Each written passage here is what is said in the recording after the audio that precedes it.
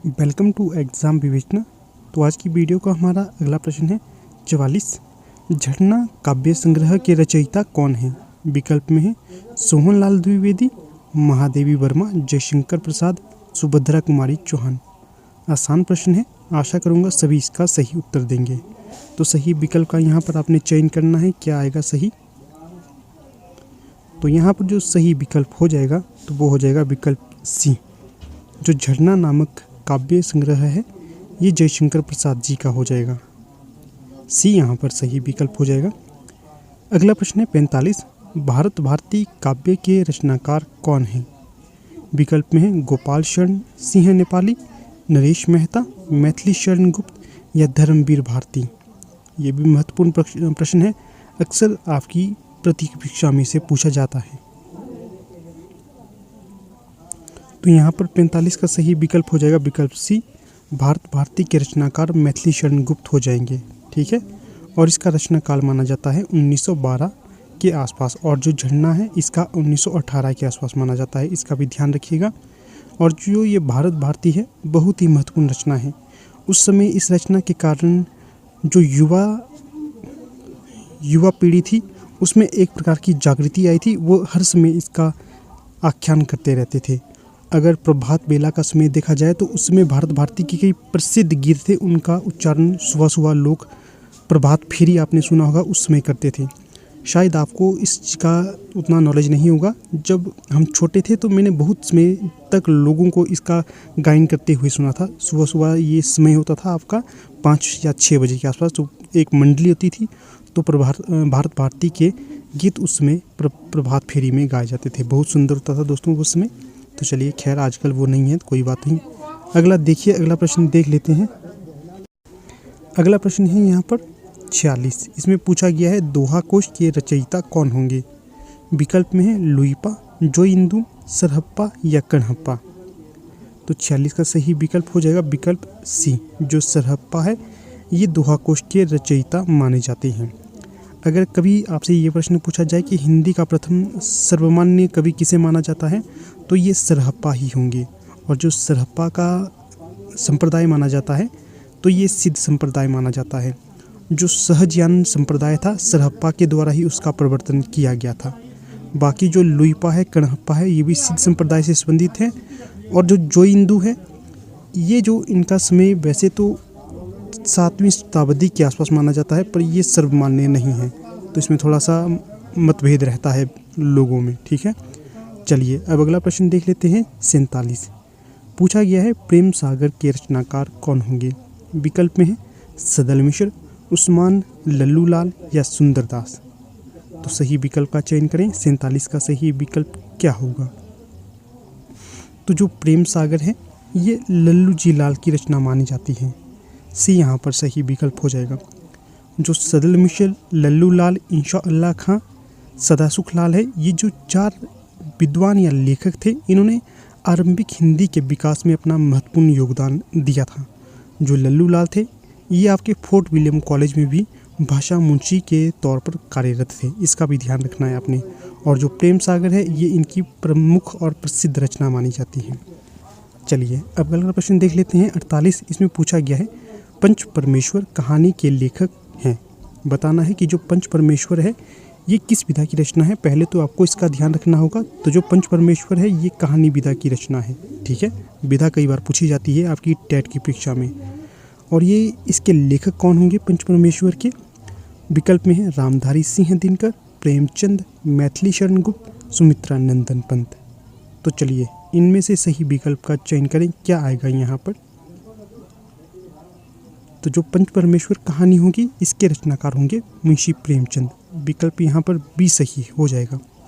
अगले प्रश्न में बनने से पहले आपको बता देता हूँ हमारी टीम के द्वारा LT टेट, LT कमीशन और PGT हिंदी के लिए कोर्स लॉन्च कर दिए गए हैं। अगर आप लोग इंटरेस्टेड हो तो उन्हें परचेज कर सकते हो।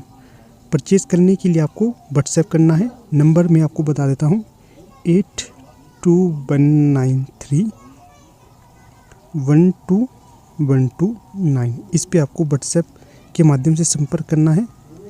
आप इन्हें ज्वाइन कर सकते हो। बहुत उत्कृष्ट श्रेणी के कोर्स लॉन्च कर दिए गए हैं। आपकी आगामी परीक्षा के लिए ये बहुत महत्वपूर्ण साबित होंगे। ठीक है, तो अवश्य संपर्क कीजिएगा। हाँ, आपको बता दूं, यहाँ पर मैं आपको सिर्फ जो हिंदी साहित्य की तैयारी करवाऊँगा। ठीक है ना।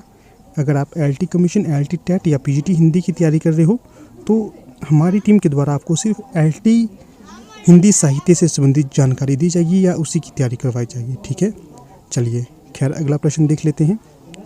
49 पूछा गया है, तोड़ती पत्थर कविता के कवि कौन हैं? पहले तो आपको ध्यान रखना है कि जो तोड़ती पत्थर है ये किस विधा की रचना है? कविता विधा की रचना है। और इसके कवि कौन होंगे? सुभद्रा कुमारी चौहान, महादेवी वर्मा, सूर्यकांत त्रिपाठी निराला या माखनलाल चतुर्वेदी। तो यहाँ पर जो सही विकल्प हो जाएगा तो वो हो जाएगा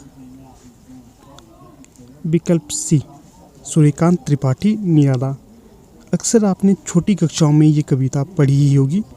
तो जो ये इस प्रकार की कविता है, इसमें पूछा जाता है कि जो वो तोड़ती पत्थर मैंने देखा उसे इलाहाबाद की सड़क पर, इस प्रकार की कुछ इसके बोल थे। बहुत सुंदर कविता थी, छोटे में हमने बहुत ज़्यादा इसे पढ़ा था। तो ये निराला जी की कविता है। इसी प्रकार की इनकी अलग कविताएं हैं। जूही की कली बहुत महत्वपूर्ण है, राम की शक्ति पूजा इत्यादि इत्यादि इनकी प्रमुख कविताएं रही हैं। चलिए अब अगला प्रश्न देख लेते हैं। 50 पूछा गया है, हार की जीत कहानी के कहानीकार कौन होंगे? तो पहले तो ध्यान रखिएगा कि जो हार की जीत है ये एक कहानी है। ठीक है, और इसके कहानीकार कौन होंगे पूछा गया है। विकल्प में है सुदर्शन, यादवेंद्र शर्मा चंद्र, कमलेश्वर, रंगे राघव। तो चलिए सही विकल्प का चयन करें। 50 का क्या आएगा? तो जो हार की जीत कहानी है इसके कहानीकार होंगे विकल्प ए, सुदर्शन। सुदर्शन की ये कहानी हो जाएगी। जो हिंदी साहित्य में सुदर्शन है इनका उल्लेखनीय स्थान माना जाता है आरंभिक कहानीकारों के तौर पर। इसी प्रकार कई बार ये प्रश्न भी पूछा जाता है, उसने कहा था कहानी किसकी है?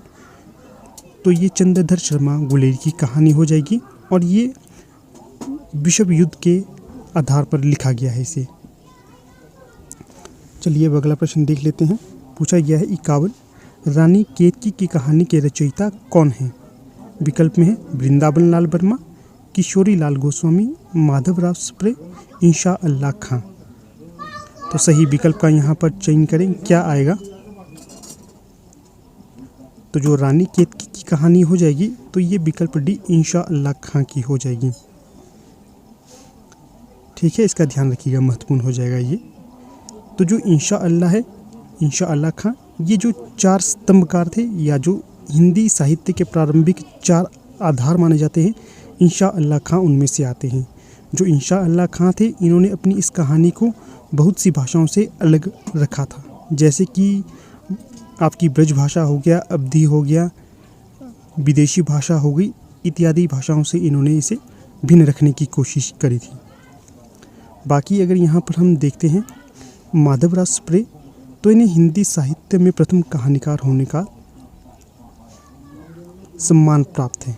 ठीक है ना। इनकी कहानी कौन सी है? एक टोकरी भर मिट्टी, बहुत महत्वपूर्ण कहानी है ये।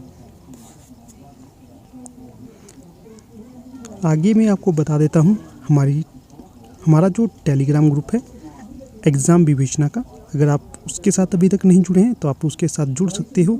लिंक आपको डिस्क्रिप्शन बॉक्स में प्रदान कर दिया गया है। तो चलिए अब अगला प्रश्न देख लेते हैं। शिव शंभू के चिट्ठे से संबंधित रचनाकार कौन होंगे?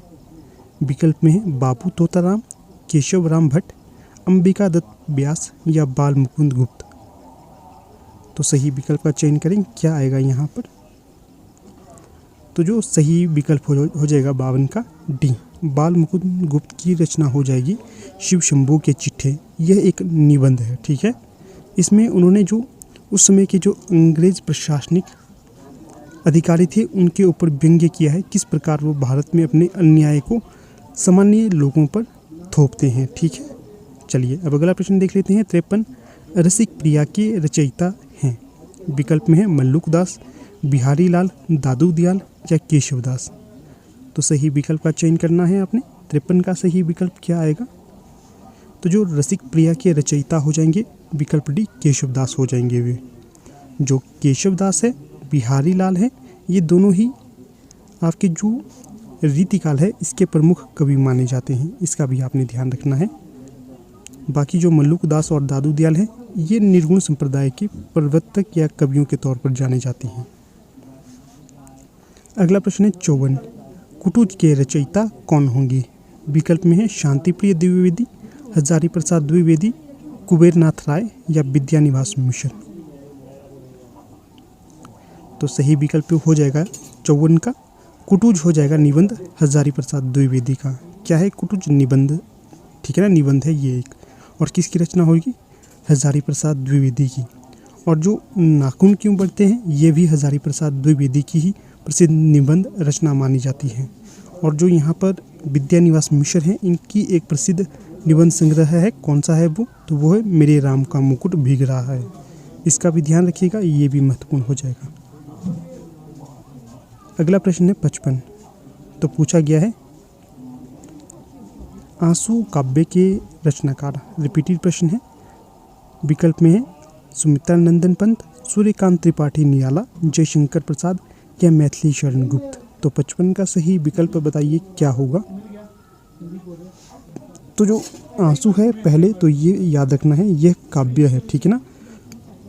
और इसके कौन होंगे रचनाकार? जयशंकर प्रसाद। सी यहाँ पर सही विकल्प हो जाएगा। कई बार आपसे परीक्षा में ये भी पूछा जाता है कि जो सुमित्रा नंदन पंत, सूर्यकांत त्रिपाठी निराला, जयशंकर प्रसाद और जो महादेवी वर्मा है ये किस बात से संबंधित रहे हैं?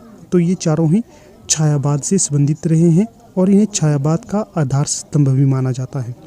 जो मैथिली शरण गुप्त है इनका संबंध रहा है आपका द्विवेदी काल से, ठीक है ना। और इनकी जो प्रसिद्ध रचना मानी जाती है भारत भारती, यशोधरा इत्यादि इनकी प्रसिद्ध रचनाएं हैं। अगला प्रश्न है 56। चंदन विष व्यापत नहीं लिपटे रहत भुजंग प्रस्तुत पंक्ति के रचयिता कौन होंगे? महत्वपूर्ण प्रश्न है ये। विकल्प में है सूरदास, कबीर, बिहारी या रहीम। तो यहाँ पर जो 56 का सही विकल्प हो जाएगा विकल्प डी। जो रहीम दास की ये पंक्तियाँ हो जाएंगी, चंदन विष व्यापत नहीं लिपट रहत भुजंग। तो ये यहाँ पर डी सही विकल्प हो जाएगा। यहाँ पर देखिए जो सूरदास है ये होंगे कृष्ण भक्ति काव्य से संबंधित, और जो कबीर दास है निर्गुण भक्ति काव्य के अंतर्गत प्रवर्तक के तौर पर जाने जाते हैं। बिहारी दास रीतिकाल से संबंधित हैं और रहीम दास यह भी आपके भक्ति काल से ही संबंधित रहे हैं, ठीक है, इसका भी ध्यान रखिएगा। अगला प्रश्न यहाँ पर है 57। अमीय हलाहल मदभरे सेत श्याम रतनार जियत मरत झुकी झुकी परत जेही चितवन एक बार। प्रस्तुत पंक्तियों के रचयिता कौन होंगे? विकल्प में है आलम, रसलीन, बिहारी या मतीराम। तो 57 का सही विकल्प बताइए क्या होगा? कौन इन पंक्तियों के रचनाकार होंगे? तो 57 का सही विकल्प यहाँ पर हो जाएगा बी, रसलीन। रसलीन की ये पंक्तियाँ हो जाएंगी, महत्वपूर्ण है, अक्सर परीक्षाओं में ये पंक्ति पूछी जाती है, ठीक है।